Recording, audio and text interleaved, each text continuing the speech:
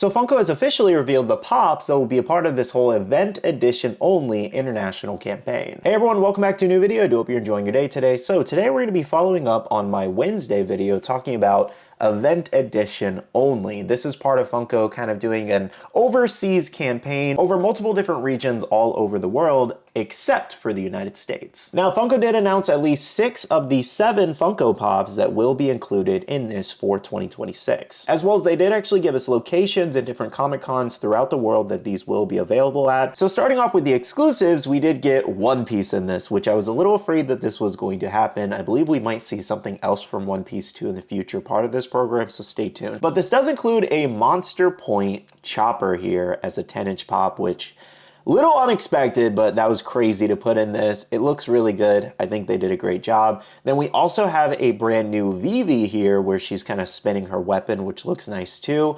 We also got Lilo and Stitch's Stitch with Cake there, which is pretty fun. Stitch Pops are kind of a dime a dozen, so really, I don't feel like this is like a oh my gosh thing, you know. I would say the Chopper is a little bit kind of like, okay, that sucks.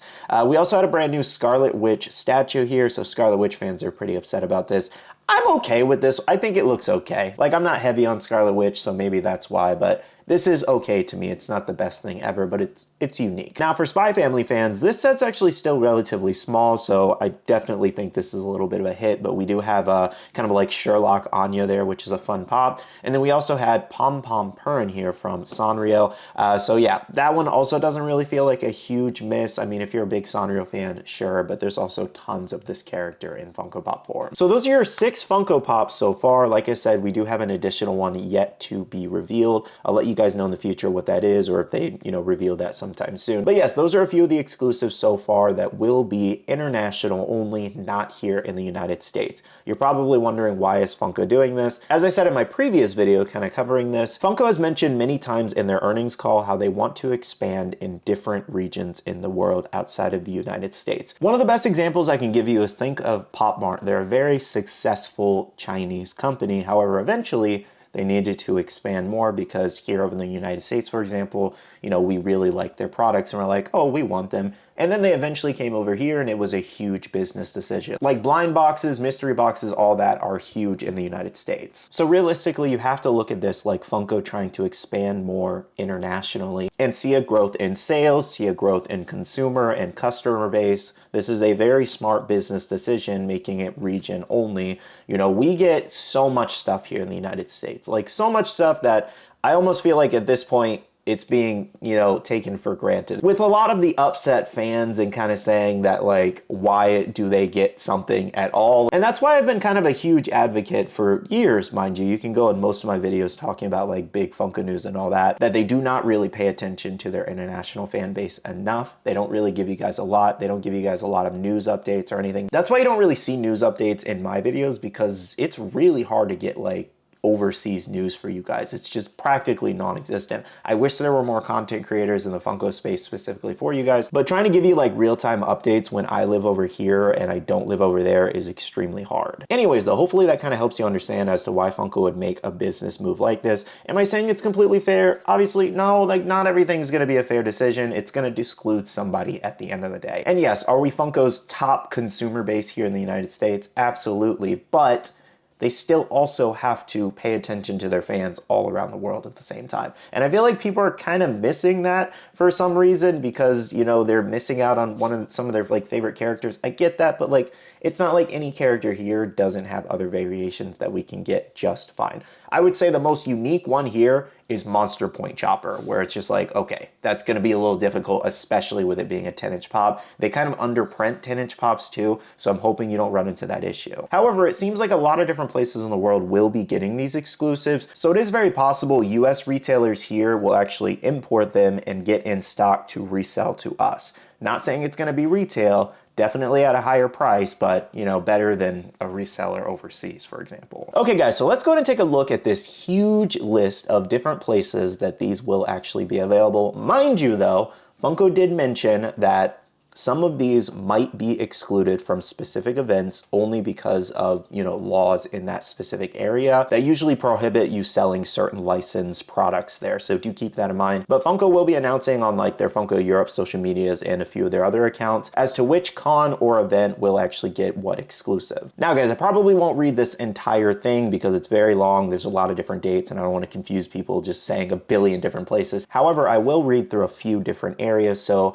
the Philippines, United Arab Emirates, we're also getting several different places in Europe, Asia and Pacific, Singapore, Hong Kong, China, Japan. Australia is also mentioned here. I had a lot of Australian people comment on my previous video saying they were really excited for this. So this will include Supernova, I think that's how you say that, in Adelaide, is that how you say that, as well as Brisbane, and then Oz Comic Con in Melbourne. So you have a few different places where you'll be able to get some of these. You might have to travel a little bit depending on where you are in Australia, but still, it's coming specifically to you. You won't have to go to the United States, for example. Latin America, Brazil, Argentina, Mexico, Colombia, Peru, Chile, and then we also have a few different places in Canada at the bottom there. So like I said, this is going to many different places in many different regions. In my opinion, if you know somebody in a different part of the world that can attend one of these, that's going to be one of your best avenues, to be able to get these a little bit cheaper. Of course, you're going to have to pay international fees, shipping and all that, taxes, whatever. However, if you don't have any friends overseas, I would say Mexico or Canada is probably going to be your best bet. Those are some of the closest places to us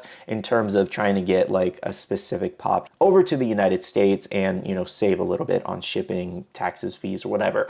But yeah, like I said, plenty of places are getting these. It's not like it's going to be like a super limited thing like the Elite program where there's only like 3,000 choppers or 3,000 Scarlet Witches. There's going to be a lot of stock spread all over the world. So that's where I feel like people just got to relax a little bit. I also see the opinions of people saying, well, a lot of these should have just been available all over the world to begin with. I actually agree with that. Like, I don't know why they weren't. Other than like I said before, license restrictions where you can't sell specific products, specific places. But other than that, I mean, there should be no issue as to Funko bringing these to all of these different places with specific stickers to those cons and bringing them here. Unfortunately, though, that's not the case here. It is just our international friends that will be, included in this. I don't think there's anything wrong with that. I feel like people should just give the situation a little bit more grace and just be happy for our, international collectors and friends. Genuinely, that's how I feel. Again, though, if they do code Gios, I might crash out. Like, I genuinely might crash out. It's okay, though. I know some people around the world. I'll find somebody to help me if it comes to that. I don't think it will, but if it does. The only issue I personally see that could come up, if it even does, is them locking a specific character in other places around the world, but here in the United States. However, Funko really likes money. I don't see them doing that. Like, they do it for Comic-Cons, which, I mean, they're trying to make event exclusives. I get that. But they ended up making variations of that character, like the, Absolute DC Pops, for example. We already have commons on the way. We've seen them. But yeah, like I said, the only issue I would have is them locking very popular characters behind this and then making it really hard to obtain those characters here in the United States and kind of like switching up the whole thing versus it being hard for overseas collectors. I think characters like those should just be available to everyone on their first run, and then you start making the limited edition ones where, it's a different variation of the character and it's a little bit harder to get. But initially, making a super popular character really hard to get doesn't make sense. And I get it, the argument could be made for Monster Point Chopper especially, but we also have several Choppers and his different points too, so Anyways though guys, that's pretty much all I have to say on the topic at hand. You guys heard my thoughts. Let me know what you guys think. Are you for this? Are you against this? I don't think it's anything to quit collecting over. I think it adds like, hype and, exclusivity to the, hobby and all that, which Funko definitely needs. Overprinting everything is not the answer. It just isn't. I still think Funko definitely needs to find a really good balance to their company in terms of like trying to make everybody happy, but I would say this isn't the worst thing out there, genuinely. But not saying everybody's going to agree with me, but let me know what you think. Anyways though, thank you so much for watching today's video. Hit the like button down below if you did enjoy, and subscribe and click that notification bell if you're new here. I do want to say a big shout out to all the awesome Patreon supporters of the channel. You guys are amazing for supporting myself and the channel. If you guys are interested and want to check out the Patreon, the link is down below. We have a Patreon Discord where we share a lot of information, news, restocks, updates, links, and more. And finally, make sure to follow me on all my social medias at Skittlerampage over on Twitter, TikTok, Instagram, and my Facebook page, so you can stay up to date. All right, love you guys. See you guys in the next one. See you guys later. Bye.